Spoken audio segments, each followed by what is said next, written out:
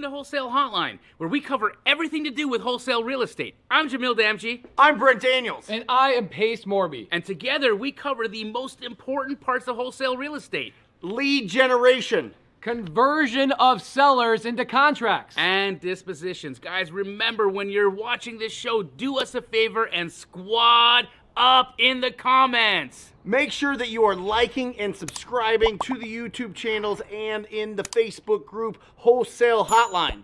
Most important, we want to know we're doing a great job for you and helping you build your business. So go give us a review on iTunes and or Spotify.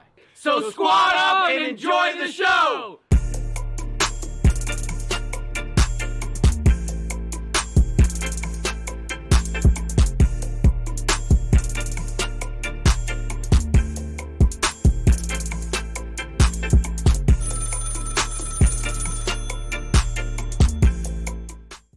Welcome to Wholesale Hotline number 235. That is 4.5 years.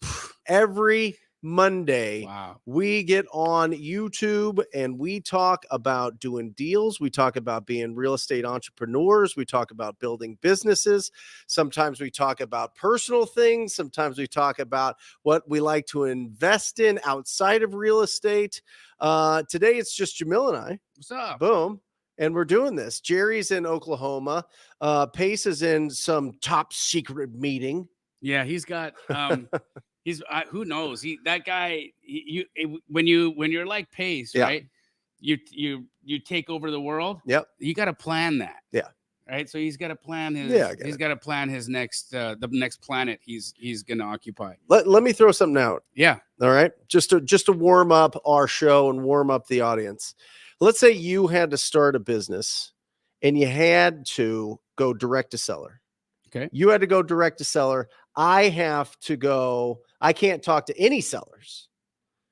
How would you build it? How would you start going? How would you get your first deals? And how do you see the structure of it looking? Just, because you've really focused on building a huge disposition company, a huge cash buyer database that you find really great wholesalers or agents or investors that want to sell their property fast. You match them up with the buyers. But now let's take that all away. Let's say that you have to go direct to the seller. You have to be at the kitchen tables and or on the phones with them to get a deal. How would you do it?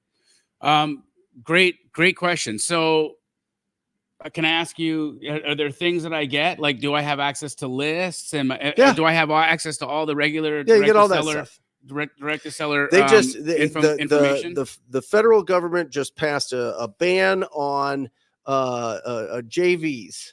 Okay, joint venturing on assigning and working assigning with agents. Yeah, sure. Okay, so I have to go belly to belly. You have to go belly to belly. Well, I think for me, just on my own personality, I would be looking for sellers that I can solve the deepest problems for. The biggest problems, right? So I'm going to be looking at lists that are going to highlight for me like massive pain points. That's going to definitely be pre-foreclosures. Yep. I'm going to hit those hard. The probates, probates, pre-foreclosures, and expireds. I think if you have those three lists, you have a plethora of leads. You've got problems to solve. Yep. You got low-hanging fruit with the expired listings because those are sellers who have raised their hands, but they were unsuccessful. So I could go there and just see if my number would make sense for them as an investor to seller offer. Yeah. Right. That would be probably the first route that I'd go is just expireds. How would you get a hold of them? I would be going to Vulcan 7, which is where you get that list, and I would use their skip tracing in there. And they have a great dialer. They have a great dialer. I'd be calling them up, and I would just say, "Hey, look, I saw that you had a house on the MLS, and your real estate agent wasn't successful in selling it. I'll be 100% honest with you. I think they really mispriced it. But are you still interested in selling the house? Because if you are, I'm not a real estate agent. I'm a buyer. I'm actually the guy who's going to write the check. And I want to know if you want to do a deal directly with me. Let's cut all this fat out of the situation. Let's get all of these people that are trying to eat off our plates off the table. Let's just do a bit deal, you to me. Yeah. Here's my number. Yeah. Right. And I would call all of them and I would give them my cash number. That would be, in my opinion, the first low-hanging fruit, because those guys could say yes today, right? That's not going to be the same follow-up game that you're going to have with probates and pre-foreclosures, expired listings. These people are ready to sell now. So that's going to be my first 2 hours of the day. I think it also builds up confidence, because you're talking to people that actually had put out there, hey, listen, I wanted to sell this house. I just didn't get the price that I wanted. Correct. Right? And so that's why I feel like it's the lowest hanging fruit and the easiest list to call on. Yep. I think next I'm going to go to probates. I probably spend a couple of hours there. Yeah. And that would just be flexing my compassion muscle, right? Like really, really wanting to talk to people and getting to understand who the individual who passed away was to these people, what the family and the estate is trying to accomplish with the estate, and seeing if there's a way that I can be of benefit or be of service and benefit them and me in the process, right? Yeah. So I would start those conversations off there. Those aren't going to be immediate contracts. I'm not going to be calling a probate list and getting a deal under contract today. That's going to be an initial conversation. That's probably going to be Would 3, you 4, learn 5. the probate process? Would you, if they needed to go through probate, would you go down to the courts and help them file those things? You know what I mean? I absolutely would. Yeah. I think, look, the person who's willing to do the heavy lifting or connect the dots, or for instance, in my situation, I'd probably refer them to a probate attorney. And that way, you know, one of the ways for me to really get in the good graces with probate attorneys, and I'd want to actually do these calls first. I'd probably call a bunch of probate attorneys first and say, hey, look, I'm an investor. I work with a lot of people who are doing probates and need a referral. So I would lead with my cold calling to probate attorneys with, I'm going to bring you business. Yep. What's the best way for me to funnel it to you? Then I would massage in the, hey, by the way, what can I offer on that you have control of right now, right? So I dangle the carrot. I'm going to bring you potential files, because that's going to make Will you get paid during the escrow too? Yeah. The attorney. Absolutely. Right? And I can pay the attorney's fees right out the gate. Like I can work it so that the attorney feels like I'm their solution provider as well. Because a lot of the times these personal representatives, they're not in the greatest financial situation themselves. Right. And And they don't have the $2,000, $3,000, $4,000, $5,000 that they might need to Or do the the probate time. or the time.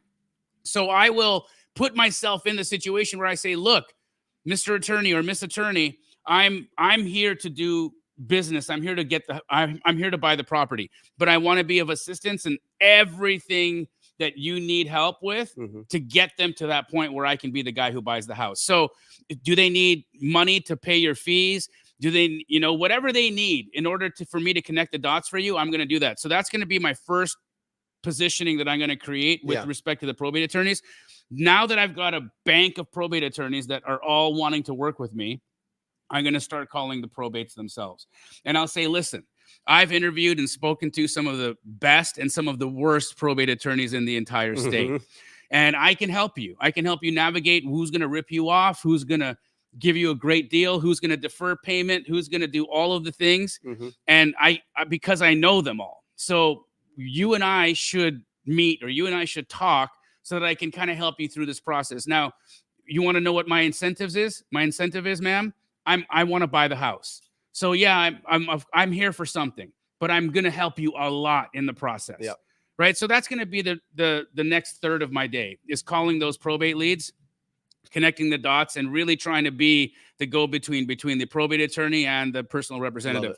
And then I think on the final part of my day, I like to end my day on a positive note usually, right? And pre-foreclosures, you may look at it and say, well, what's positive about that? Well, what's positive about that is you can actually save somebody from foreclosure. Oh, yeah. And I feel like, you know, for every day that I get to wake up in my home, every day that I get to have the life that I have, I'm grateful for it. And now I have an opportunity to sit there and talk to somebody who's not in that situation. Yeah. So it really could be something awesome where I get there and I'm like, look, my goal is to help you save this house, or my goal is to do this, or keep you in the house a little bit longer, or get you into a great rental. So I would probably save the last third of my day for the real superhero work, where I'd be like trying to save families from terrible situations and being thrown out on the street. Yep. So I'd want to end my day like that. Low hanging fruit to start.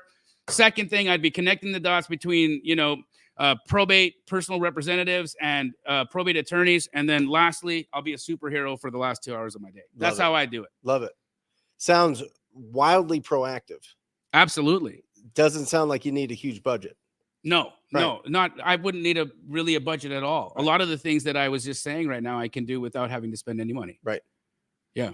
Yeah. And then just build the momentum, build the relationships, build the income. Absolutely. Love it. And guys, the reality is, right, is that you can, I mean, start to finish on a expired listing list, you can get a deal in and done within a couple of weeks. Oh yeah. On an expired list, Mhm. right? So this doesn't have to be something where you're like, oh, I'm not going to get paid for 90 days, or I'm not going to get paid for months, or I got to do all this extra. Like if you're an instant gratification kind of person, or you're like, I just need to see some results. Yeah. Okay, find the list that'll give you the results. Yeah. Right? An expired listing list will give you an immediate result. You can actually do that. On markets, if you get those things well negotiated, those are properties available now that you can wholesale today. Mm-hmm. Right? So that right there is instant gratification. I can see the actual results of the work that I'm doing. Yep. Then once I have a couple of those things going and I've got some of a pipeline built, then I'll start doing some of the longer plays, where I'm going to like a high equity list and I'm really trying to, cast a wider net. Yep. Tired landlords, things of that nature. But I'm really going to focus immediately on solving these problems. What are your thoughts on that? I love it. I mean, I called a lot of expired listings, right? As an agent, I was trained, you call the canceled, the expireds, and the for sale by owners. And the number one question that came up from expired and canceled listings is, are you the buyer? Are you a buyer? Or are you just another agent trying to list my house? Because what happens is as soon as a property goes canceled or expired, they can expect between, just depending on the market, between 20 and 100 calls from real estate agents trying to get that listing again. Maybe a little bit less now that Keller Williams got slapped with some pretty big lawsuits on calling some of those properties. But I think that you wait a couple days, maybe even a week or two after it's expired, and then get after them. I think it's really strong. So you think like right out the gate, it's overwhelming for them? You're white noise. Okay. You're white noise. They're trained to hit the power button twice or whatever that shuts down the call. You know what I mean? On your phone. Yeah. So I think that having a little bit of breathing room after that, maybe even 30 days, maybe even 60 days after they've let it all settle down and now they're back in the same position that they're at, that they want to sell this property again, but they're being realistic about the price. I think that'd be good. Yeah. Okay. And I think canceled listings as well. Yeah. I think canceled listings. I think for sale by owners. I think expired listings. FSBOs, I'm a little bit less bullish on. Not that I haven't wholesaled for sale by owners. Yeah. I just think that, the for sale by owner seller, their mentality is not all the time really like coherent. Yeah. Yeah. Because you're dealing with somebody whose opinion of everything is mine. Yeah. I don't want an agent listing my house and making money off me. They don't believe that anybody adds any value to Do them. it yourself. Yeah, they're that guy, right? And they're usually living on Mars when it comes to pricing. Yes. And so, for me, like I would probably not call FSBOs just because I'm like, if I wanted to talk to crazy, I'd call X's. I don't need to do that. I just think it's it's kind of I think it's an easier conversation to have when somebody wants to sell their house, that they want to sell their house. And then you can try to, maybe they're not realistic about that property, but they might be realistic about a piece of land or something that's, they just inherited in the middle of nowhere, or something that's, a rougher property. There might be a second avenue there besides just the property that they have listed. But again, the mentality is I want to get every nickel out of this deal, but you found that oftentimes with canceled and expireds as well. It just depends on, catching them at the right time and seeing if they do want to trade price for speed and convenience. Yeah. And that's what we do. Another list because I've done direct to seller, guys. I know I talk a lot about agent outreach and a lot about wholesaling, and yes, that's the majority of my business. We do direct to seller, and I have personally had those calls. I have personally been belly to belly with sellers in their homes signing contracts. I've done that before. Pace and I have been on appointments together. Oh yeah. One of my favorite lists is for rent by owners. Yeah. And that's one that not a lot of people ever even think Yeah. about. But Fantastic. But I go to for rent by owners. I'll go to Zillow and I'll just look at anything that's been on Zillow for rent for like 60 days ish, right? And I just call them anything that's not being managed by a property manager, anything that's being self-managed, call those people up. Now, here's the reality. You're not usually going to get them to agree to want to sell the house that they've got listed on their for rent on the Zillow website. But if they're a landlord, they probably have a problem property. Oh yeah. They got one problem tenant. They got one problem property that's been giving them all kinds of heartburn. And that's what I'm going to be trying to get at, right? So I'm going to be calling them saying, hey, I saw that you have this property for rent. You're a landlord, I take it. Look, I don't want to waste a lot of your time, but I'm looking for some properties to add to my portfolio. I want to kind of be like you when I grow up one day. Yeah. Do you got any problem houses that you want to get rid of? Like anything where you got squatters or just really problematic tenants that you're just tired of, or they're trashing your house or anything like that? Not that I wish that on you, but if there is something like that, I'm a problem solver. So what do you got? Yeah. And maybe they're like, no, I don't have anything I want to sell. And I'll say, okay, before I let you go, are you actively adding properties to your portfolio right now? I was just because you may not have anything to sell me right now, but I double dip. I come across stuff that I can't take down sometimes, or that isn't going to work for me, that you might want to take, and I get great deals. So how could I send you those? So I'd be coming after them, and that right there, friends, is one of the most efficient ways that you can call, because I just hit 2 out of 1. I called for a seller lead, and then I get a buyer lead at the same time. It's awesome. Yeah. Double dip. Yeah. So I like that with affordablehousing.com. It used to be Go Section 8, right? And affordablehousing.com, you look and it's all of the listings for Section 8 housing, but it has the owner's information on there. And I'm telling you, they will have a problem child property. Always. If they've got a bunch of these properties and one of them's just a total nightmare, it's not going to be the listing that they put on affordablehousing.com. It'll be one that, is coming up at some point, or they're fixing it up, or they're going through and evicting somebody or whatever else. Those are the ones that you get. And if they don't, you've got a great buyer. Not only that, but like there's a hierarchy of cash buyers, and flippers are down here, buy and holders are up here. Oh yeah, they're going to pay more. They pay more money, right? Because their exit is completely. Look, can we get that? Can you find that, Matt? I'll pull that up. We've been, my sister and I are super bullish on the co-living model, right? Yeah, we've been killing it on our own rentals. We've been doing them for other investors now, like pad split. Yeah, but we're not using that platform any longer, just because the fee structure doesn't make sense anymore. They kind of, anyhow, great people. Sure. But the model itself, my goodness, renting rooms as opposed to just the whole house. Yeah. And doing it strategically and doing it in a way that is really, really, really, really, really dialed in. What's the value of these properties typically? Well, I'm usually entering around the just sub 300, like 275 to 290. Yep. And by the time I do the renovation and I do all the things, I'm usually looking at a 430 to 450 ARV.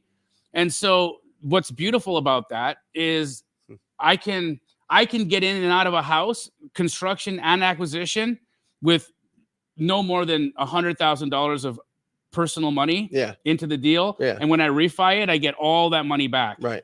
And not only do I get all that money back, but now I've got a cash flowing rental at like between $200 to $2,500 a month in cash flow. And I'm just stacking these cash flow situations one after the other after the other. Bro, five properties in the last little while have added $10,000 to my life. Yeah. I have no money in these things. Can you retire on 10 grand a month? Could you retire on 10 grand a month? Could you retire on 10 grand? Like they call that infinite returns. But infinite returns that I got at the same $100,000. I'm rinsing and repeating over and over and over again. Right. And so, but that only works if you get deals, if you get good deals. People have to understand that when you're adding to your portfolio, you make money when you buy the property. Yeah. Okay. If you want to go and recycle this money and do it, But I the mean, you're deal burying them. the deal I'm telling you about right now, Yeah. the like sub 300, Yep. you know, that's everywhere. Yeah. I got 4 of them on my Keegley website right now. Yeah. That will fit the bill, right? And so our investors, here's the beautiful thing. Our buyers are starting to evolve because they're looking at it and they're like, man, hold on a second. I can get into this house. I can get all my cash out and I can get $2,000 a month in rent. Yeah. And have equity in the house and do this. Because I forgot to tell you guys, I'm still leaving 20% in the house. I'm leaving 20% of the value in the house still. And so that's all equity, unrealized equity that's going to be sitting there. I took my cash out, but now I've got an equity position and I've got monthly cash flow on that thing. That right there is the retirement. That's Freedom 55 right there, baby. Have you thought about using the 2,000 to 2,500 in cash flow to pay down the debt faster? I could, but Jerry hates that idea, by the way. I no. said that to Jerry and he's like, oh, okay. No. What do they call who's the conservative finance guy? Pace's best friend. Dave Ramsey. Dave Wamsey. No, you could do that. Right. I'm for me, because I'm like $2,500 a month in that additional cash flow. Yeah. For me, I just like the cash flow, right? That's your sushi money. Yes, and you know, the more and more I do of these houses, right? Yeah. I'm gonna get my co-living portfolio to a place where it's spitting at me $50,000 a month. Sure. In just gravy cash flow. Well, think about the debt pay down. Think about the appreciation. Think about the tax benefits of it. It's nut bar. But you make money when you buy them. You do. You can't get those deals unless you get deeply discounted properties that you have to go sink some investment into to be able to get that value. So you're buying them under 300, but they're worth mid 4s. Yes. That's like 68%. Right. Yep. 68%ish, 70%ish. Guys, go ask a real estate agent today to go find you a 68% property that's on the market. I'm just telling you, they're not going to find them. I mean, they might be able to negotiate some stuff here and there, but man, those deals, they got to be. Are these coming from your inventory that you're? Oh yeah, that you're pulling from. Co-wholesaling. They're coming from my inventory. Astro flipping. Yeah, and I got students selling me deals. Yep. I'm buying them from my company. Like I actually buy deals from Keegley, like anybody else buys deals from Keegley. I got to pay the wholesale price. It's what it is, you know. Because I got acquisition people that got to make their money and all the things, right? So I got to do my part. But there's lots of them. Yeah. There's not a shortage of these kinds of opportunities. Now, here's the real play is now that I'm starting to shift my buyer mind, right? Now my buyer is not looking at this as like, oh, this is a flip I could only make 30 grand on. Because, you know, a 290 house with a 430 or 450 ARV with a big renovation in there might only spit out 30 grand in profits for a fix and flip. So an average fix and flipper is going to look at that and be like, I'll wait. But what am I doing? As I'm actually saying, no, don't wait. You got 100 grand sitting around right now? Yeah. What are you going to do with that? Well, I'm going to wait for the right deal. Well, this is the right deal. Here's why. You're going to put it in for 6 months and you're going to take it out in 6 months. And then after that, it's going to spit 2 grand a month at you forever and ever and ever and ever and ever. Why are you letting the 100 grand just sit in your account? Buy this deal. Got it. I'll take it. So now I'm converting deals that may not have been the best fix and flip opportunity. And I'm turning it into a buy and hold opportunity with a cash flow incentive that's making the buyers drool. So it's a new deal lens, right? You can't, guys, by the way, I'm going to be talking about this at Clever Summit. So if you guys aren't coming to Clever Summit, you're going to miss out. It's on Friday, September 13th to the 15th. It's coming around the corner in Tampa, in Hollywood, Florida. I'm going to be talking about deal lenses, right? The different perspectives, the different ways that you can look at deals and present deals to sell deals that you wouldn't have been able to sell if you had just sent it out like, here's a fix and flip. You got to sometimes run the play. A lot of these investors need you to run the play for them. You got to show them what's up. Well, you also have to connect them with really good loan officers that understand the play. Correct. Right? Because after a certain amount of rentals, you're not getting the best terms. You're going to get into some other DSCR loans that you're either going to have to put more down or the interest rate's going to be higher. Correct. But they'll go forever. I mean, they'll let you keep buying and buying and buying Absolutely. and buying and buying. And Absolutely. especially as you start building up the equity in all these. I talk to Zach Keeps all the time, and he was on my show on Wednesday. I mean, he's got $90 million worth of equity in his portfolio. Isn't that nuts? $90 million in a $120 million portfolio. Crazy. But he's just adding more. He's living off of his a little bit from the active rents, the passive income from rents, but he's still doing flips. Yeah. He's still doing flips. Yeah. To just keep the cash machine going. Incredible. Yeah, and so he could buy more. And Zach, guys, Zach is like one of thousands like that, right? He's a very intelligent guy, but he's not different from all the intelligent investors that exist in your guys' markets, right? There's a Zach Keeps in every city. There's 100 of them. Yeah. Oh, yeah. Yeah. But the model's the same. Make a bunch of money and then put that money into assets. Correct. Right? Yep. And that's what you're really focused on right now at the moment. Yeah. So what about property management though? Well, that's the piece my sister and I are fixing right now, is because we looked at the model and saw that what I don't like is a bait and switch. I don't like a bait and switch. And the second thing that I don't like is, okay, fine, you lease the property up for me, but who's managing the actual property? Yeah. Who's going to go deal with the tenant problem? Who's going to, deal with the flooded toilet? So what Pad Split did is they kind of changed their pricing model. So it didn't make as much sense any longer. Yep. But what Raheem and I are putting together is national property management for co-living at 20%. That is going to be not only lease up, but also management of the property itself. Awesome.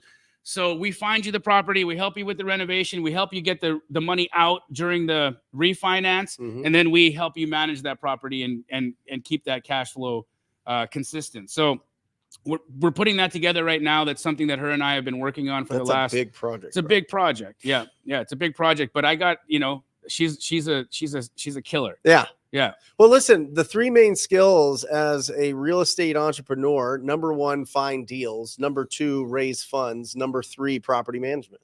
Correct. That's what it is. I mean, that if you're looking at all, what are all the skills? What are the different levels of this thing? That's where you're at. I mean, you look at Ken McElroy has thousands. He started as a property manager in college, learned that skill. Right. Then he learned the skill of finding deals. Then he learned the skill of raising capital. Now he's close to $1 billion net worth. You know what I mean? Right. And that's what it is. That's how you start really figuring it out. Is one, find the deals; two, raise the funds; three, property management. Yep. And I mean, you've gone through all of that. Yeah, I'm at that next level now. The reality is I got forced into it, right? I'm tired of paying these big tax bills to the IRS. And I think that's what started me wanting to start keeping more, because I'm a consummate wholesaler, dude. I love a quick flip. Me too. And I like the money in, I like the money out. I like getting it done. Low risk, low maintenance, low headache, all those things. And then all of a sudden the IRS comes and they're like, "Hey, Jamil, great job last year. You made a lot of money. Send us 1.3 million, please." And I'm like, "What the F? How much? Yeah. And what did you guys do for me lately?" So, owning assets and depreciating is really the way to go. Well, I put some money. I put I don't know, a few $100,000 into ATMs that shoot off 22% return. I saw Joel was put some question about some of my passive income that shoots out checks all the time, and it's fully you over a 5 or 6 year period they depreciate. Right. It's just the equipment. Also, I put money with Abernathy Holdings. They build the storage units, and so right now there's 708 in that were just brand new, with 4,600 being built in the next 18 months. Whoa! Right? Yeah. And I don't own all of it. Listen, guys, a lot of people, and I think that we should just let people understand, when a lot of people say that they own thousands of units, they don't own it themselves. Yeah, they own a tiny portion of that. Correct. Right. But it looks good on books. It looks good on social media. It looks good on that type of thing. Look behind the curtain on some of that, guys. But when people are building a real business that is bringing in great income like Keegley has, and all the other things that you guys are involved in, then you're able to go and buy all those assets. Correct. But you built the business first. Yeah, I had to have access to the money printing machine, and the money printing machine and the good deal machine is wholesaling, dude. There's still to this day I know nothing. I know nothing that's better, bro. Today I did a privy masterclass, right? Yeah, awesome. I was gone for a few weeks. I was at Burning Man, fun, but I missed everybody. I missed the community. Sure. I missed hanging out with people. I was kind of like, man, I'm jonesing for some for the community, right? So I was like, what could I do that could just be like a value add to everybody? I'm not selling anything. I'm just showing you guys a tool you already have. Yeah. Right. Most of the people that were on the live already had privy, so they weren't there to buy anything. Yeah. And we just walked it. We just walked through the whole process, right? From start to finish. How do I find a deal? How do I underwrite the deal? How do I connect to the agent? And then how do I find the buyer, all on one platform? And you can do that on privy. Mm-hmm. And so we walked through that whole process. But in that, I got to hang out today with John Gallan, who you know. Of course. This guy 2 years ago was a CPA. I know.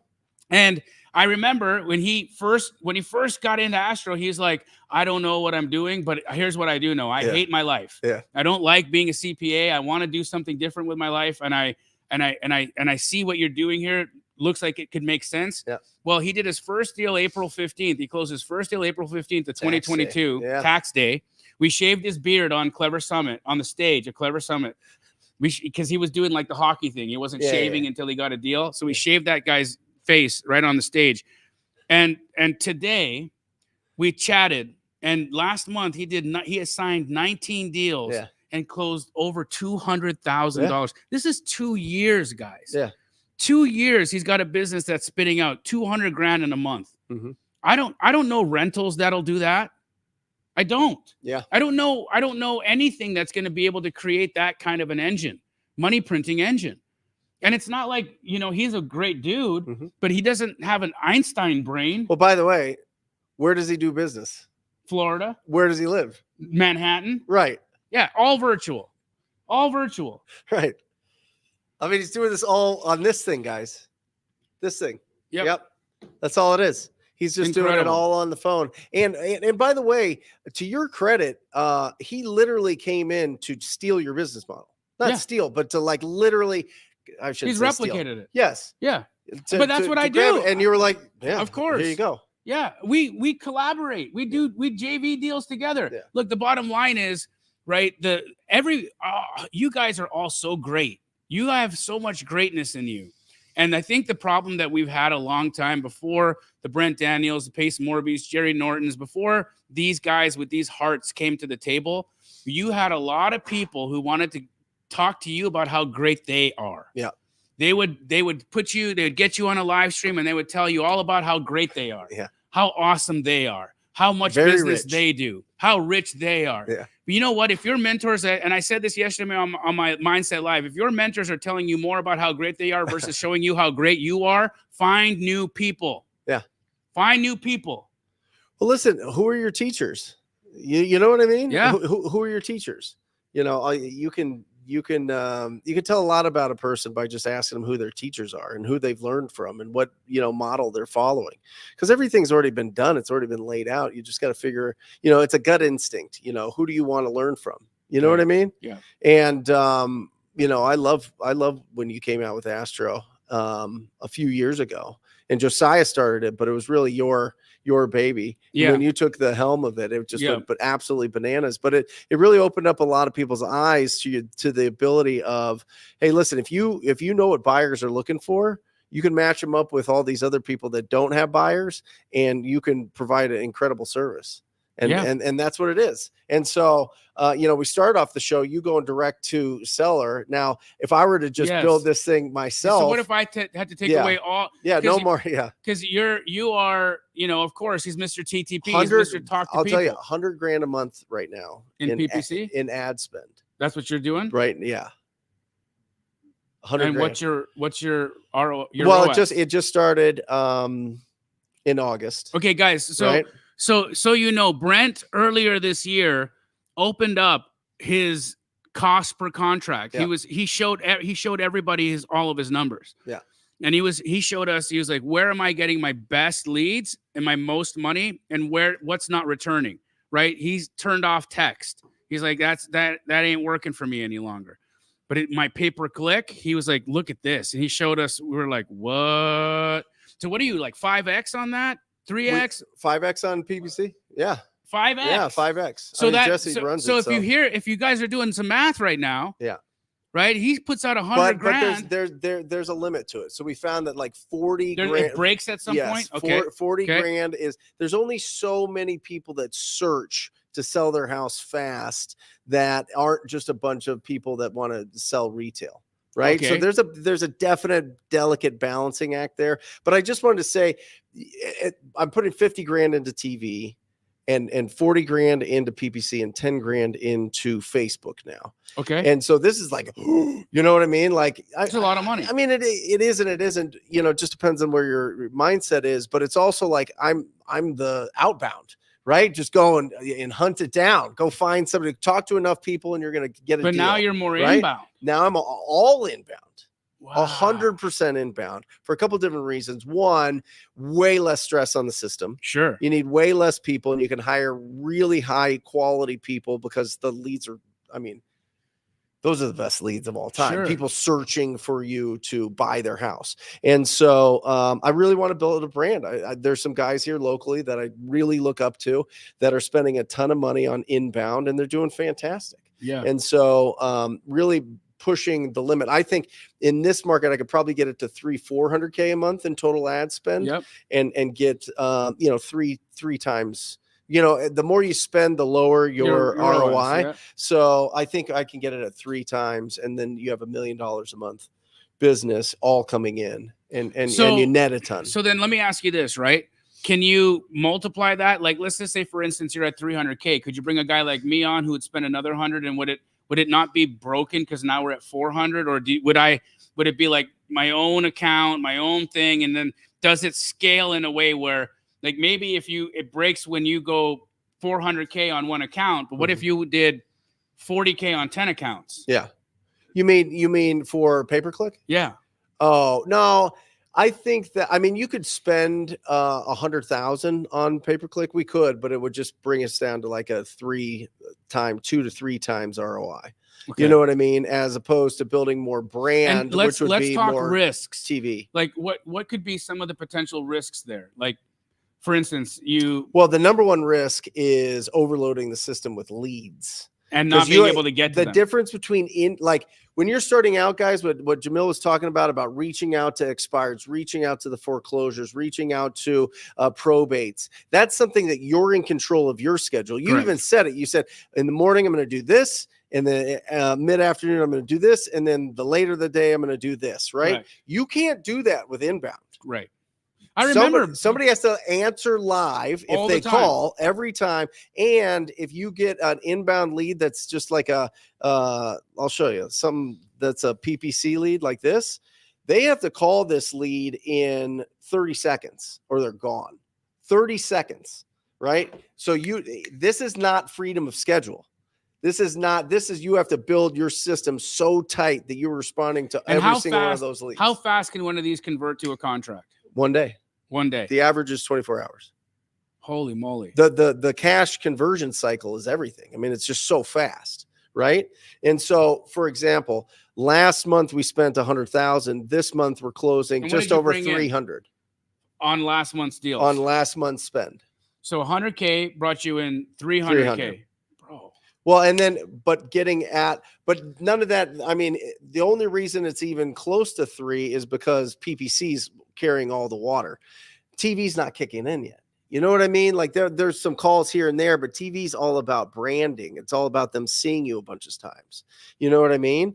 And so I just want to build something that was local, that was going to be long lasting, that like Hopkins, like a brand. Yes, exactly. Yeah, exactly. And he's done a great job. Phenomenal. And he's such a wonderful guy too, Great right? Guy. He's a beautiful human being. See his billboards all over the place. right? He's a local Commercials all the celeb. time. Yeah. He's a local celeb, right? People know him. Yep. And he's well trusted. He's well liked. He Yep. does a good job. He closes on his deals. He's the real deal, Yep. right? And Brent's going to be the guy who comes in behind him. That's it. I love that. That's it. I love it. So if I had no budget and Yeah. I can only reach out to real estate agents and I can only reach out to other wholesalers and investors, number one thing is I'm going to find my buyers. Sure. I'm going to find the buyers first, Yep. right? I'll go on to Zillow and I'll look at any property that looks like a flip. Yep. And I'm going to go and call that agent up. Yep. I'm going to go down every single morning for a month and talk to as many of the people bidding at the foreclosure auctions as possible. Phenomenal lists. Probably not. I mean, it's a little bit like, smaller than back in the heyday of amount of people, but I'm going to just try to meet as many as possible because I'm telling you, those guys. Well, they know how to close in a moment. Oh my gosh. Right. Because they're coming in with a $10,000 cashier's check and they don't even see the inside. They of also a house. represent dozens of other buyers. And they got their bid service. So they're working with all kinds of buyers that are really, really well vetted.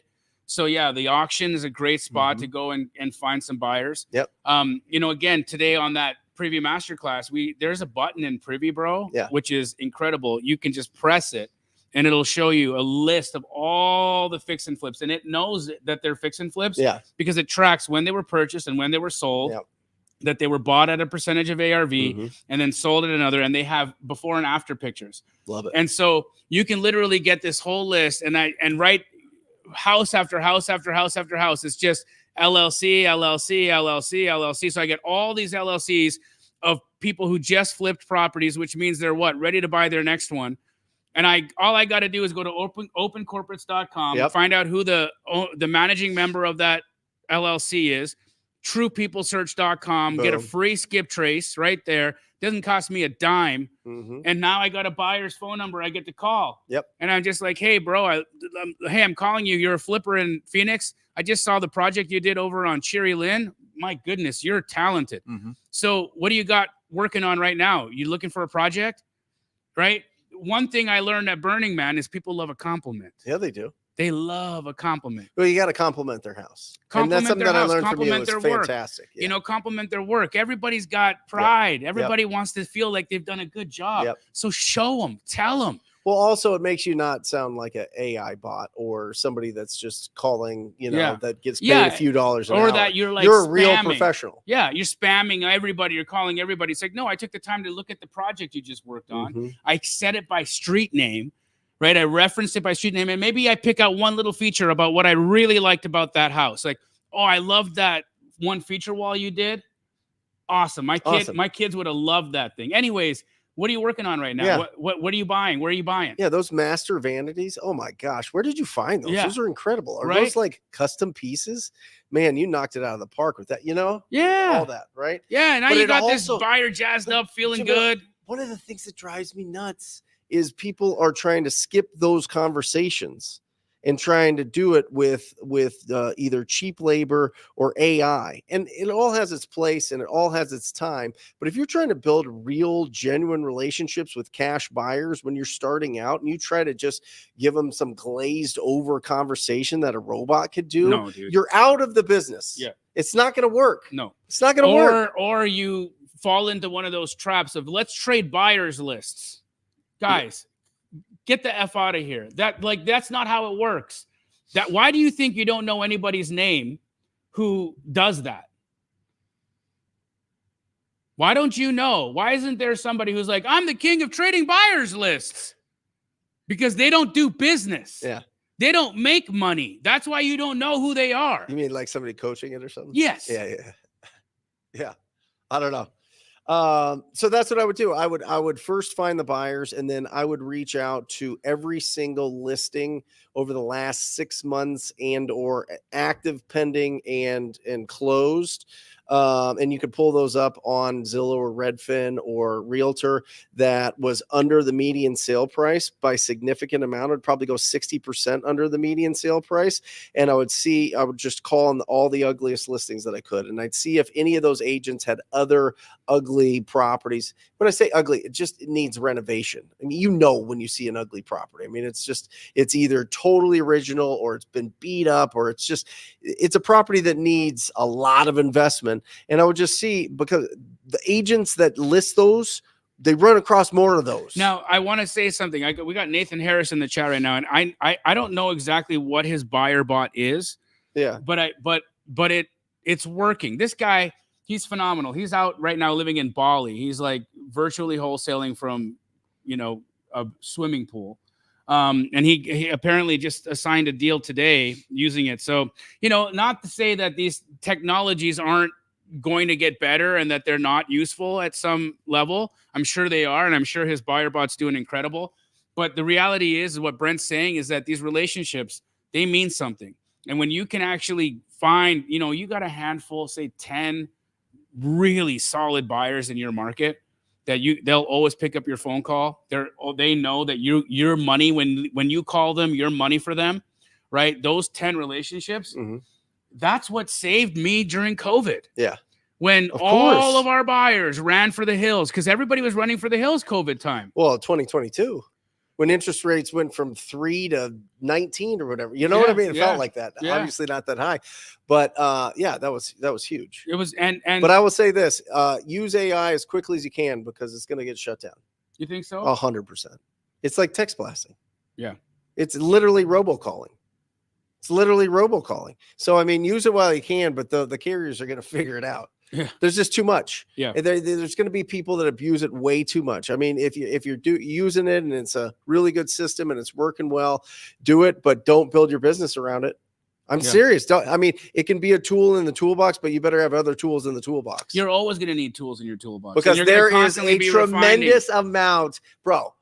We know these guys, and they've coached a lot. Now they don't coach anymore, but they built their whole business. I mean, Jared Videlis, for example, not a coach, but an incredible real estate entrepreneur, changed his whole business model once he couldn't send out 1 million text messages a day. Right. You know what I mean? Yeah. Like, just the mass communication at the click of the button is always going to be under fire, and they're going to always put they're going to tighten it. So take advantage of it if you can. I don't know if Well, the only AI that I'm involved in is the AI follow-up with agents, which again, those are commercial numbers. They're commercial phone numbers. I don't have any TCPA situations that I got to deal with on that. Yep. Because these are people who have advertised their phone number to be contacted for the purpose of selling real estate, and that's what I'm contacting them for. Yep. It's a business use case, and I'm allowed to text them. And so, I use AI for that, and it works extremely well. Like Hugh Bew in the Astro community, he since November has done over $500,000 from his AI text follow-ups with agents. Yeah. This guy's out in Vietnam, dude. Yeah. It's awesome. Yeah, but he's got to get on the phone with them, right? Yeah. Yeah. Yeah. He gets on the phone. Yeah. At some point you got to jump on the phone. And so I think building those relationships, I think going down, doing the extra mile is gonna build really strong muscles, and you're gonna be long lasting. Because this business, listen, you can have a great year, but you don't get into the Hall of Fame having a great year. How many people have we seen come and go? Like thousands. They even to the rising stars in the game, the up and comers, right? You were like, we champion them. We're like, we bring them on the show here. We're like, come on, let's see your longevity. Let's see you make it. And 4.5 years later, we've been doing this. Yeah. 4.5 years we've been doing this, and we have very few of those people still in the game. Well, listen, if you build it on the principles, if you go through your hustle season, if you get into the dirt for a while, if you're carrying water, chopping wood for a while, talking to a tremendous amount of people, and actually build the skills, it doesn't matter what technologies get turned on and off. It doesn't, because you have the ability to communicate effectively with property owners and or investor buyers that you can sell your deals to. But the relationships at the end of it, when it gets squeezed, is critical. In 2022 squeezed out everybody. It squeezed out.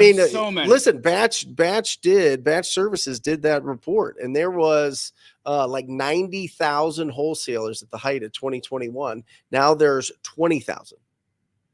Wow. Yep. That was the heyday of the text blasting. That was the heyday of jumping in and doing stuff from home and this virtual explosion in this business. and a lot of people are out of the business. So build real skills, and you last long. And How long have you been doing this? Over 20 years. Did you lose everything at some point? Yeah. Me too. Yep. And Still here. you know, it happens. Still here. And you want to know why I lost everything? I switched business models. Yeah. I stopped wholesaling and I went into development, and it boned me. Yeah. If I had continued wholesaling through that whole thing, I don't think I would have had the loss of all the millions of dollars that we lost. Right. I literally saw a man driving a Rolls Royce with a beautiful woman, and he was a property developer in my town. Mm-hmm. And I'm like, this guy looks like a thumb. Yep. Look at his girl. Look at his car. How do I do that? Yeah. And then I can look like a thumb. Yeah. You know, and so like I just wanted to be like him. Yeah. And so I followed in his footsteps, and I got hammered. The thumb got hammered. Yeah. You know, and I lost all the money. Yeah. But as soon as that happened, I was like, okay, it's time for me to become go back to what I know. Well, something that I learned is I will get in and out of deals as fast as possible, and I will not speculate. Speculation is when you get chomped up. Yep. You know what I mean? Yep. You know, that's where I see a lot of people lose their fortunes in this business, unfortunately. And then they bring it back and they learn and they figure it out and they get more and better funding the second time around. But speculation is rough, and people will pull their money from projects like that. Oh, big time. Yeah. Yep. Yeah. And if you guys are all looking at your thumb, wondering like, what's bad about a thumb? I mean, look at a thumb. Yeah. Right. It's like a a bald thumb head. with a mouth. You got no shape. You got just like your thumb. The dude looks like a thumb. Yep. You know, guys, put your questions in the chat. We got some time here. Brent and I are going to definitely be answering some of them, but what a fun conversation. So that's how you're rolling your PPC. It's going. Yeah, PPC is fantastic. Jesse's done just a wonderful job. I mean, he was with you guys years ago with Keegley, so he had a real estate background. Got recruited to T-Tech, which was doing the ads for Google accounts. Got to see all the back end of all the great big accounts for real estate investing, and we were able to put some together, and it's worked out really well. And then building a brand. You know, just building the brand and building something that now we go on appointments, Jamil, and they're like, oh yeah, where do I sign? You know what I mean? The trust is there. The Google reviews are there. The website's there. The commercials are there. You know what I mean? Yeah. It's just, I think it's this to me feels like a grown-up business. Hey. You know what I mean? Yeah. As opposed to just pounding phones all the time, which by the way, would save It my works. financial life. Yeah, it works. Pounding the phones works, but at some point you got to evolve, right? You want to grow a team. And that's where I've seen a lot of wholesalers really screwed up. Is they'll go and they'll make a bunch of money. How many people have I seen come in and out, make 50, 60,000 bucks? They're like, whoa. Then they go and they spend all that money on hiring VAs and this and this and this, and then they're out. All the money's gone. Yeah. And then they go back to their W-2. Yeah. And they're like, well, that was fun. You know? Yep. Give it all back. Jonathan asked a great question. How do I do business with you guys besides paying for thousands of dollars that I don't have? Very serious question. Bro, we go live. Do deals with us. We go live every Monday, by the way, where you can participate here, just like you did. Also, I go live on Wednesday. What you got? Is your comp and show live? Yeah, I go live on Wednesdays. I comp properties on Wednesdays. I'm always looking for deals in Straight Phoenix. out of comping? Straight out of comping on my YouTube channel. Also, I do that on Sunday. And then, yeah, bro, like do deals with me. You don't need to pay me. You don't need to be my mentee or be in my community to do business with me. I'm a buyer, bro. Send me a deal, John. Let's go. Yeah. Don't talk about it. Be about it. So Jonathan, number serious question answered. Let's Yeah. go. Let's get it. Let's get it, homie. Find deals and bring it to Instagram. Bring it to my email's Brent@wholesalinginc.com. What's your email? JamilDamji@gmail.com. JamilDamji@gmail.com. There you go. Awesome. Let's see what we got here. Nathan, Jamil, can you talk about how you optimize your business after you already are closing consistently? Yeah. Well, you know, optimizing is looking at where you have inefficiencies, right? So where do I have inefficiencies in communication? Where do I have inefficiencies in organization? Where do I have inefficiencies in actual spend and expenses? And I'm going to look at the things that are the most painful first, right? So first, anytime I look at, like, anytime that there's a slowdown in the market, or, rates jump, or there's something that requires or that makes volume kind of slow down a little bit, I'm like, oh, thank goodness. Now I can take a look at my business and see where things are broken. Right. And first thing I'm going to do is I'm going to look, where do I have extra expenses? Look, each of us have this going on in our life. How many subscriptions right now do the people in the chat, or the people in the audience, or you, or even I have, that I don't even realize I have going on? How many subscriptions am I paying on right now that I don't even know I have? Like, we were just in a group chat the other day, and Bobby was like, no, Yvette's like, hey, this thing, who's using this thing? And all of us were like, none of us. She's like, this thing's like $1,000 a year. What the F? Right? Yeah. So it's just like $100 a month almost disappearing. And that's not just one thing, right? I haven't watched Hulu, and I haven't watched TV anymore. I got Netflix, Hulu, Amazon. I got all these subscriptions I'm not using. What do you do at night? I listen to podcasts and meditate and go to bed. Nice. What time? Time do you go to bed? 10:30. Yeah? Yeah. So you go back and you're listening to podcasts, probably talking to all sorts of different people at all the times, right? Yep. You're always getting texts and calls and everything. And then you just wind down with a little bit of meditation in bed. And that's it. Boom. Yep. Yeah. Yep. I'm super boring, dude.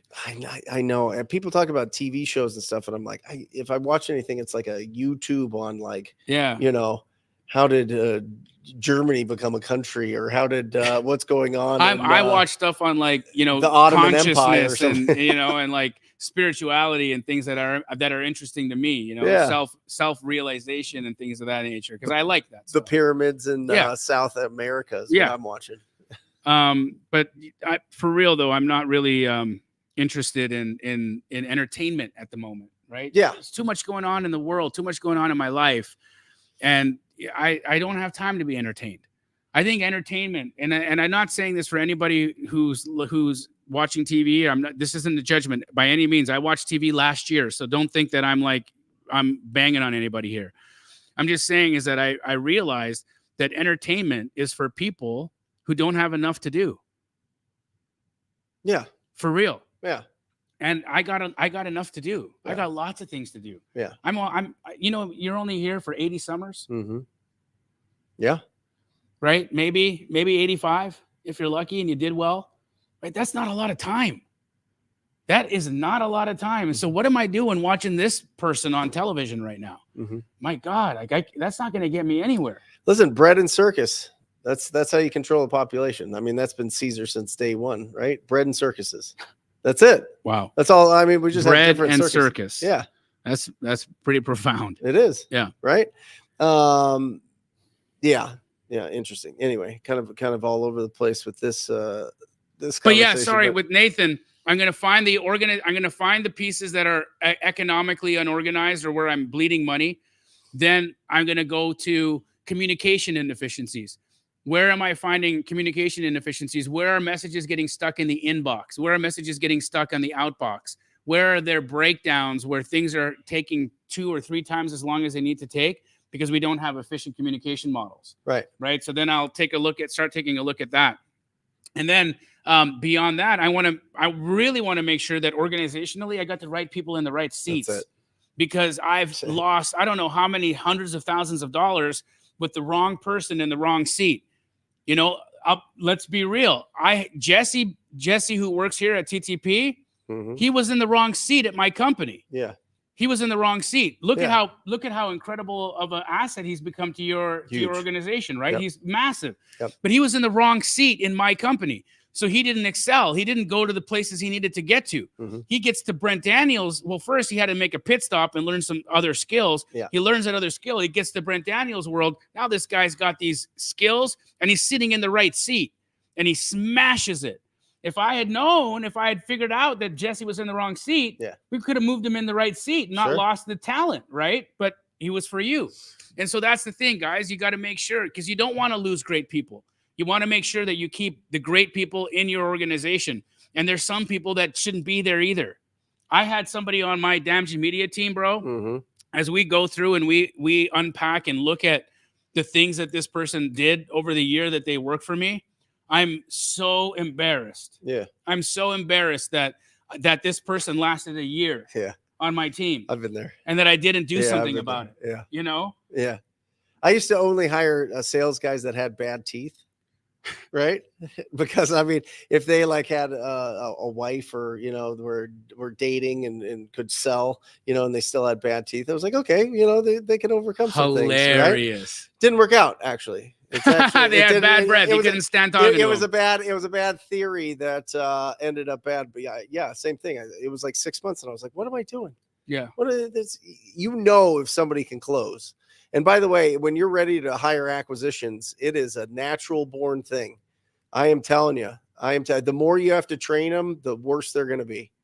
I'm just telling you, give people really good tools that know how to use them and they'll do it. But holy cow, don't try to transform somebody into a salesperson. It's not going to work. What do you think? I'm 100% in agreement. I mean, your team that is dispoing the most, because they're commission based on their dispo. Yep. That's a natural talent. 100%. It's not like you brought in Bro, even when they're talking to me. I know. When Ronald reaches out to me to sell me a deal, he's doing everything. He's putting the pressure on me. You could put 5 people into this thing. He's like, hey, just wanted to let you know I got 3 other people on there. Shut the F up. I trained you. It's my deal. Why are you using me against me? But he's doing a great job of it, so I can't complain. Yeah. Ingrid, you're wrong. Steve Trang's always been a good salesperson. I've known him for a long time. Don't fall in that. He went through the Sandler sales training program. Steve, I actually just had lunch with Steve the other day. Steve's doing phenomenal. He's not doing wholesaling any longer though. Yeah. He's strictly sales training. Yeah.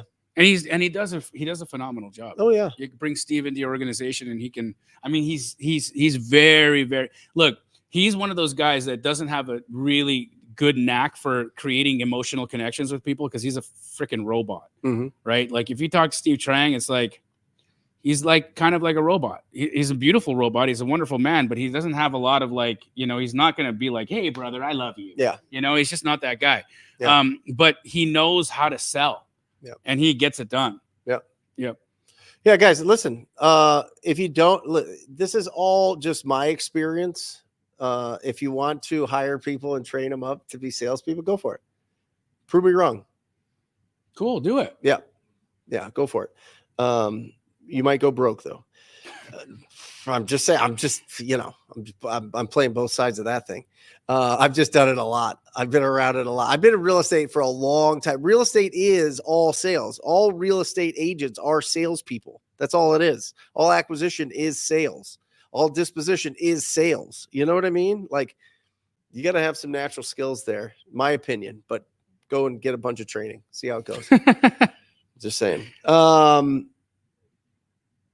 So at this point, what's your day-to-day with Keighley Phoenix, let's just say? I pop in, right? You know, and hang out with the team. I come in with your suit jacket on. No, put the suit jacket down. No, I look exactly the way I look. around with the tie a little bit. Say, yeah, looking good, and then put the suit jacket on. I high five some people. Get to lunch. I ask for some TPS reports. The whole thing. Yeah.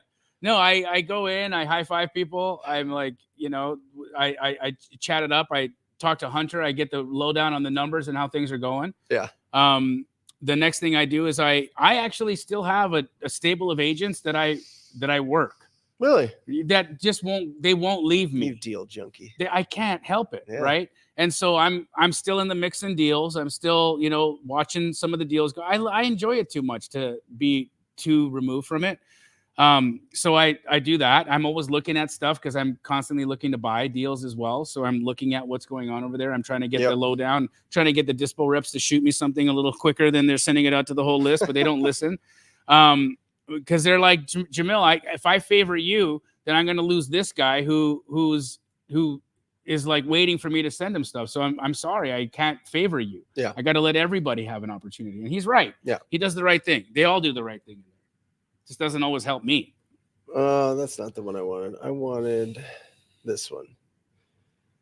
Trevor asked, Jamil, how do you calculate repairs for max allowable offer? What percentage of ARV after repair value do you deduct for cosmetic or full gut? Great question. So, Trevon, here's what I found. right now, well, first of all, your renovation expenses are going to vary market to market to market, right? So what it costs to do the exact same job in Los Angeles versus Phoenix versus New York is going to be pretty different. However, you can cluster it up, right? So there's clusters of the United States where you do a full gut, or where you can do a full gut remodel at, that means like all the cosmetics, roof, likely some electrical, likely a little bit of plumbing repair, and that's going to run you somewhere in the realm of $60 a square foot. But cosmetic will run you somewhere in the realm of like $40 a square foot. So what have I seen? I've seen about a 20% difference between full gut and cosmetic. So depending on the market, for instance, let's just use Arizona, for example. If I'm going for a cosmetic remodel, I'm offering about 65% of ARV on a cosmetic remodel. If it's a full gut remodel, I'm at 55% of ARV. And now I don't have to go and do the big MAO calculation. I don't got to do, how much is this roof going to cost? How much is that floor going to cost? How much are these cabinets going to cost? I don't got to do none of that. I can just take the ARV, which I teach you guys how to do on every episode of Straight Outta Compton, and I can multiply that by either 65% or 55%, depending on the condition of the house. And how do I know the condition of the house? The pictures. The pictures show me exactly what this is. Does the roof look like it's janky? Okay, it's a full gut. Does the roof look like it's okay? It looks like the bones are good here. It's just cosmetics. Okay, it's 65%. And then I can shoot out a number, lickety split. That's why I was always so quick on your list to be able to grab stuff that you guys were underselling. You did it with Zillow. Yeah. You just pulled up Zillow and you're like, wait, let's see what's going on. Yeah, I got the. Yeah. And I'm still like that. I can't help myself. I'll be in like sitting there in the, you guys have seen it. Bobby will catch me. I'll be like in the line somewhere, just sitting there on comping a house. I like it. Yeah. It's just fun. Yeah. Love it. There was a question about kind of a random one, but are you worried about buying assets if the Harris plan of unrealized gains goes through? No. By the way, guys, that's for people that have a net worth of $100 million or more. Yeah. Right. I'm not at all worried about it. I'm not worried about it. I think that politicians say a lot of things to try to garner votes. I haven't seen a lot ever happen in either direction. And so what politicians say in an election cycle doesn't ever bother me, because nobody's here to save me.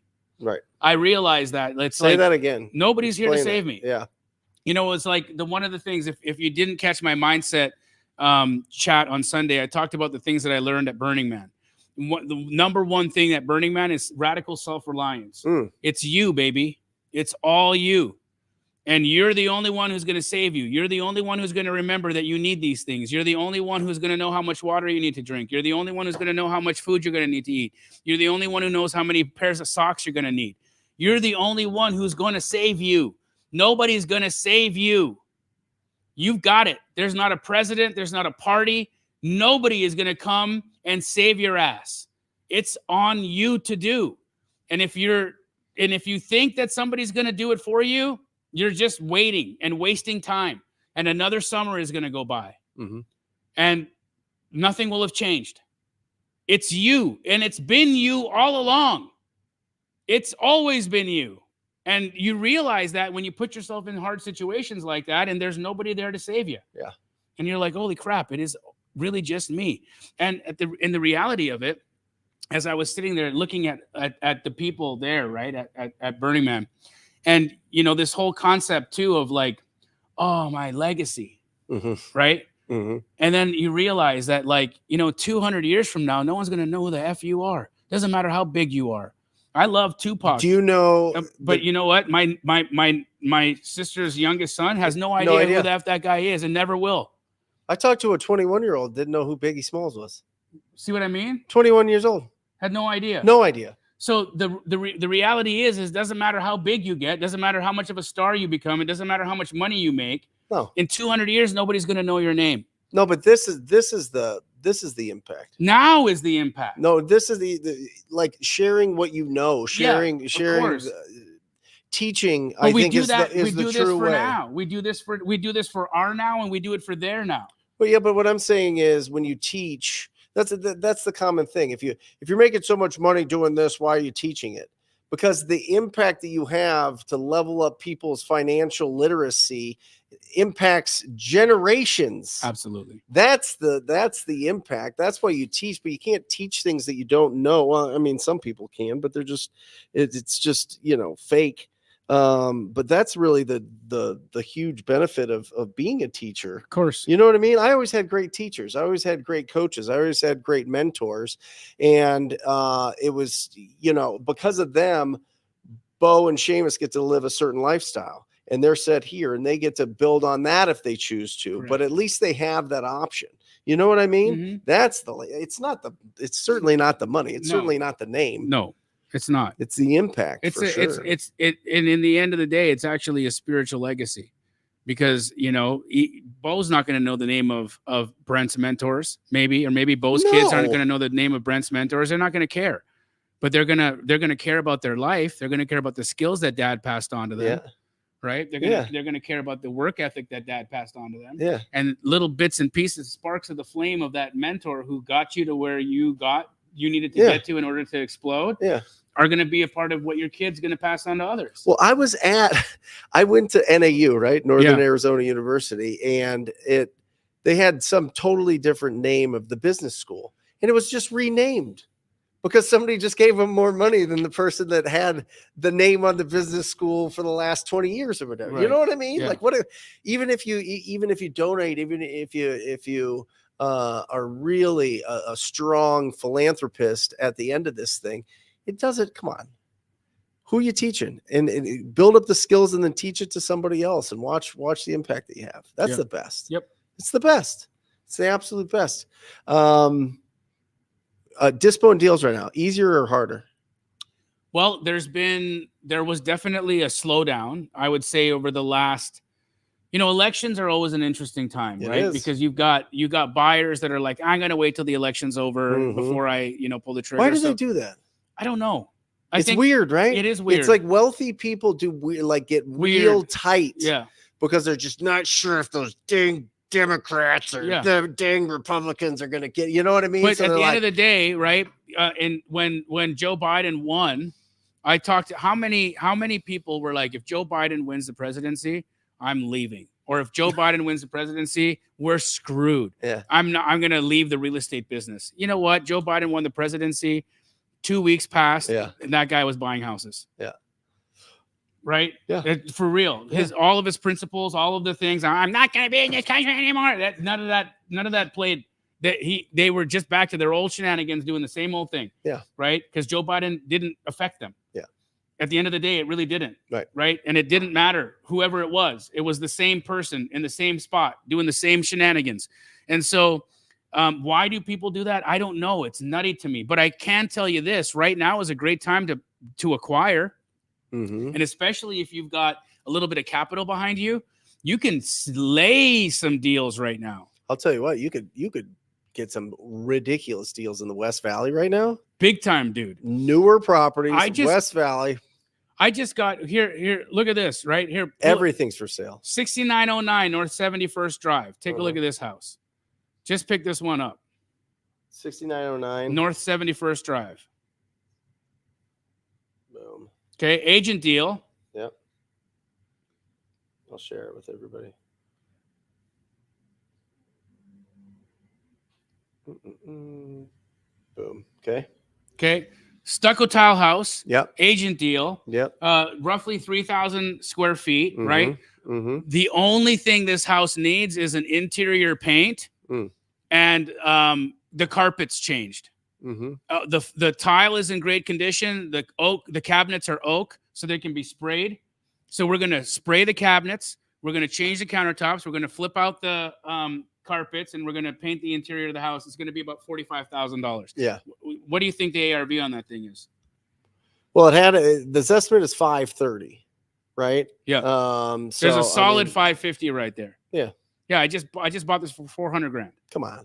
Yeah. It was on the market for $529. I just bought it for $400,000. August, it was on the market for $529, and you just bought it for $400,000. $400,000. They wanted $130,000 more than what you bought it for. And you're going to put 45 in. Yeah. And then you're going to refinance once you get it all done. I'm just going to flip that. You're just going to flip it. I'm just going to flip it. Oh, I'm just, quick little flip. Quick little flippity do. Look at you. Yeah. Yeah. You maniac. Just, I like it. I like it. Yeah. It's fun for me. Yeah. You know, like this. And I stole that deal. Right. Yeah. That's a great house. Great buy. You want to buy it? 410. There you go. It's in here. You can't help yourself. I can't help it. He can't help himself. He's gonna wholesale it to somebody before he closes. That's what Jamil always says. He's like, pull up this deal I'm buying. Then he's like, yeah, I sold it. I made like 50 grand. It's like, what? That's awesome. Super fun. But it really is like what a great, beautiful business we have. What a great opportunity we've got. And don't get in your head about, oh, that thing was listed for $530,000 and I snatched it at 400 grand. Mm-hmm. Right? $400,000. Who brought it to you? I mean, not who, but like, how did you find it? My ex. Nice. She just called? She just called on it. She just called an agent. She, now that she's on her own, doing her own thing, and I'm, we're still the best of friends. And she lived with, one of the bigger wholesalers in the country for 15 years. So she heard a thing or two. And she just decided she was going to get into the game. She's been at it for a month. Guess what she made in her first month? $28,000. Awesome. Her first month. Yep. Strictly calling agents. Mm-hmm. It's insanity. Calling agents and saying what? Hey, I'm looking for a house to flip. What do you got? Yeah. Anything I can look at that's ugly? Yeah. I like them real ugly. Love it. And that's it. She's and she's not a very talkative. You met her. You know her well. She doesn't say a lot. Mm. So it's not like she's this like gregarious, extroverted human being. No. She's quiet, reserved, conservative, but she just gets on the phone and does the thing, and she's killing it. She's absolutely killing it. I'm very proud of her. I love it. So you're just doing some flips. Doing my co-living. Yep. I'm in the process right now with my sister creating a training on co-living. Yeah. To really show people how to do it well. Awesome. Do it right, how to do the construction well, where to find the people, the whole thing, right? So I'm in the middle of recording that right now. That'll probably be done. I'd say I'll probably come out to the world in that in January. Mm-hmm. Because I really, really believe that we have an affordable housing crisis in this country. Yep. And I think that as investors, we can not only profit from the crisis, but we can solve the problem. Mm-hmm.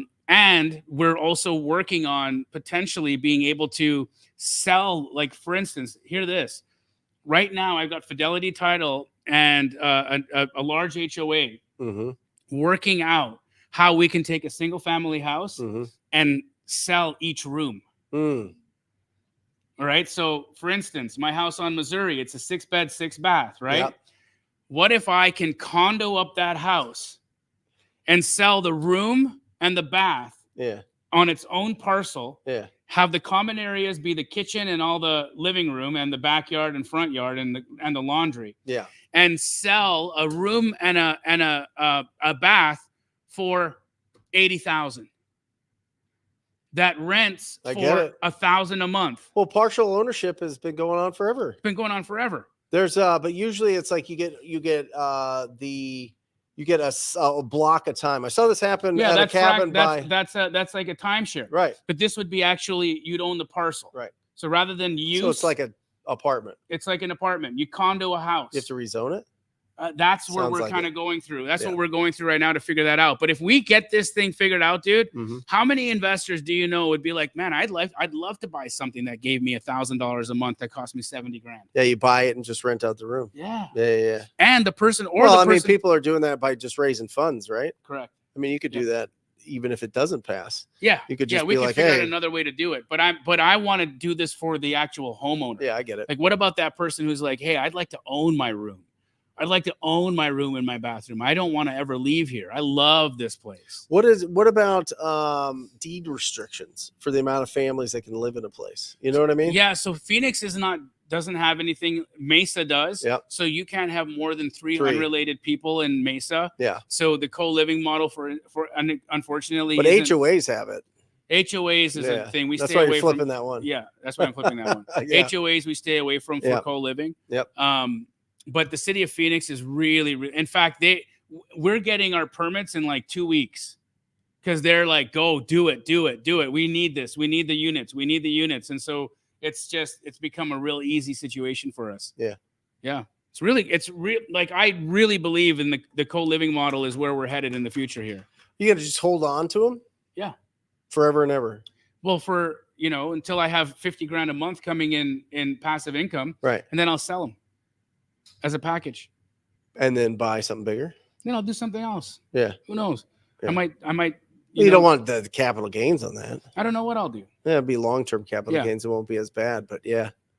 I'm constantly evolving. Who knows? I might become a yogi. All right. Yeah, we'll see. What is a yogi? Just a person who just sits in contemplation all day long.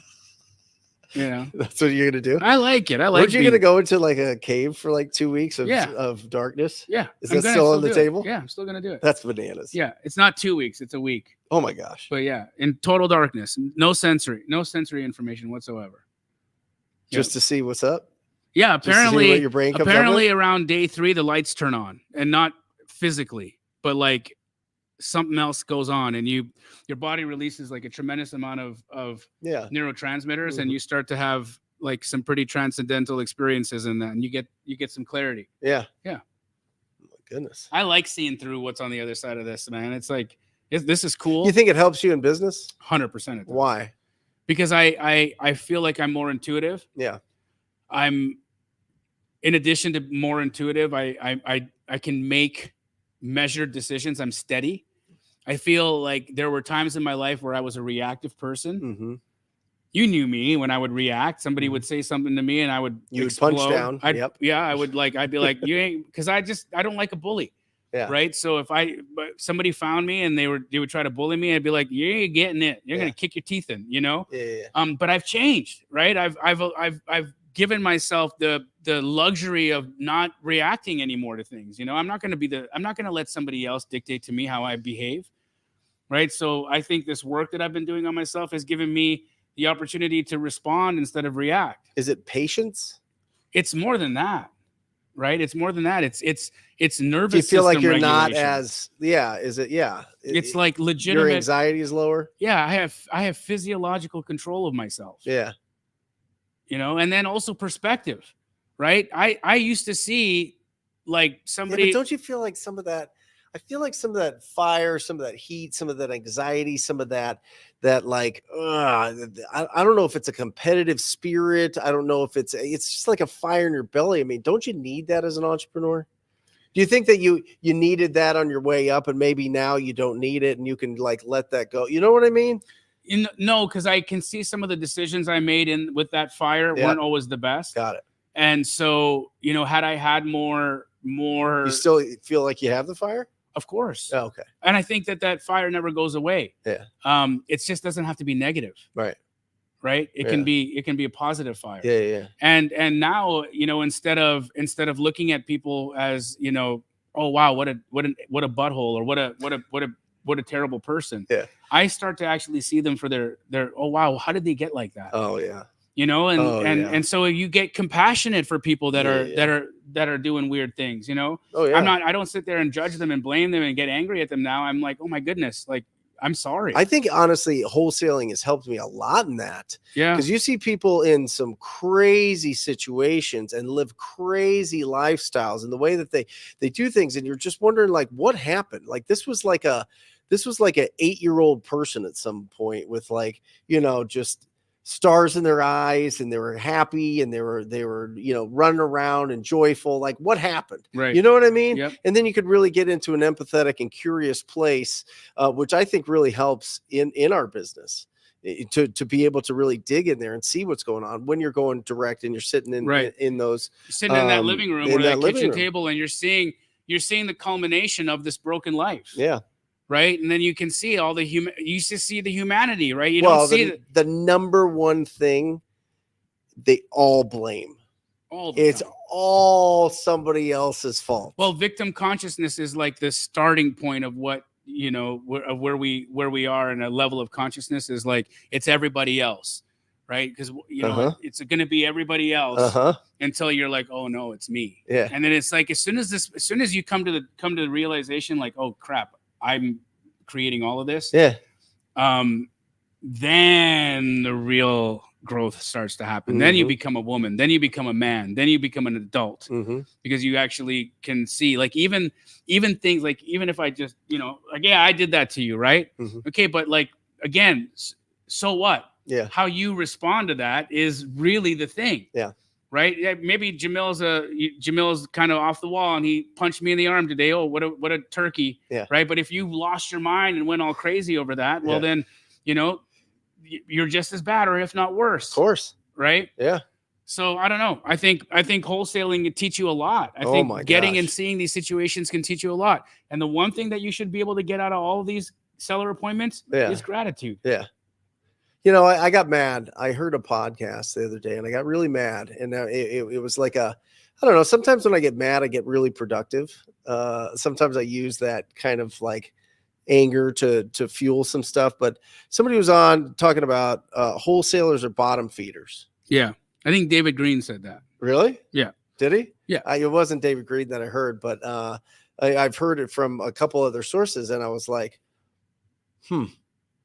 like where, and I took some time to like calm down, and I was like, what the hell are they talking? They buy all their properties from wholesalers. What are they talking about? Like, oh, they're above thou, you know what I mean? They're these greatest, they're so pious because they do flip or they have some rentals or something. It's like, well, where are you getting all these deals? And how did you start out? And they all have their origin story. They all have their hero's journey and everything, but all of that is dismissed as to, wholesalers are bottom feeders. Right. You know what I mean? Yeah. And I just was like, okay, I can understand the perspective. I can understand that people are angry of what we make. They can, people don't see us as like these, suited and really well kept. You know what I mean? It's usually people's first initial deals that they're doing, and they're just wearing street clothes, going out there with a phone, hammering it out, or doing it from, across the world or whatever else. And people get angry about that stuff. But we can't take that and internalize that. We got to just do the work and sell our deals and take their money. Yeah. And in all honesty, the reality is the guy who says that wholesalers are a bottom feeder, given the opportunity, that guy would trade places with a wholesaler 7 out of 7 days a week. The income, for sure. 100%. Yeah. 100%. Yeah. Great show. Yeah. Love you being back in here. Yeah, man. Yeah. What a fun. I'm not going anywhere for a minute. Actually, next week, I'll be in Florida for Clever Summit. So, guys, come out to Clever. If you're not already, got a ticket for it, jamil.cleversummit.com. Come check it out. I still got a discount code you can use, or a discount on that link or whatever. Come to Clever Summit. What are you doing this week, Brent? I'm not sure if I've got a big project. I'll tell you about it off air. It's not officially going to be announced, but working on a big project here. And so I may or may not be doing a Wednesday show. I hope so. I love doing the Wednesday shows, but I might be recording some other stuff. And then just doing deals. Dude. We got a bunch that are closing this week, and I saw you wrapped the Cybertruck. How does that look? Sick. It looks good, right? It looks. Have you posted that on your IG yet? I don't know. I don't think so. Guys, Brent's gonna take a picture. We'll take a picture together. Yeah, he's gonna put it on his IG. He smashed the Cyber. I got one too. I did mine matte green. Nice. I like yours better. Yeah. I really do. I like what you did with that color. It's great, dude. It looks phenomenal. Trust me, it wasn't me. It was the guys that were rapping. They're like, "You got to do this." I was like, "All right." It looks so good. I pulled up. I'm like, "Oh, dude, that was the move. That was the move. The glossy." Yeah. Oh yeah. It's color cool. changing. It's great. Yeah. Anyway, we love you guys. Thanks for participating in the show. We're here every Monday on Jamil Damji's YouTube channel, Brent Daniels' YouTube channel, Pace Morby's YouTube channel, and Jerry the Flipping Geniuses YouTube channel. So make sure that you go and subscribe to all of it. We put out between the four of us, I think we probably put out 15 to 20 videos a week. Mm-hmm. So plenty there for you guys. Also, to get we haven't asked in a minute, but how many of you guys in the last little while have gone to the Apple Podcast page and left us a review? That'd be awesome. It would mean a lot to all of us if you guys would do that. We are the #1 wholesale the #1 rated wholesale show on the platform. Yeah. But Apple doesn't know how good of a job we're doing at this if you guys don't tell them. So if we've given you any value, if you've learned something from us, if you've made some money, or if we've inspired you in any way, it takes you a couple of minutes to go over to the Apple Podcast review. Leave us a review. We'd really appreciate it. Thank you, guys. We'll see you next week. Go be super productive. Find somebody that will sell their property to you this week. That is your only job. That's all we ask, besides leaving the review for Apple. We love you guys. We'll see you next week. Or just say squat up. So squat up and enjoy the show. Yeah. Yeah. Okay. 1, 2, 3. So squat up and enjoy the show. What are you doing? I didn't say nothing. Why? I don't know. Okay. So squat up and enjoy the show. Cool. I think we should use the one where Jamil doesn't say anything.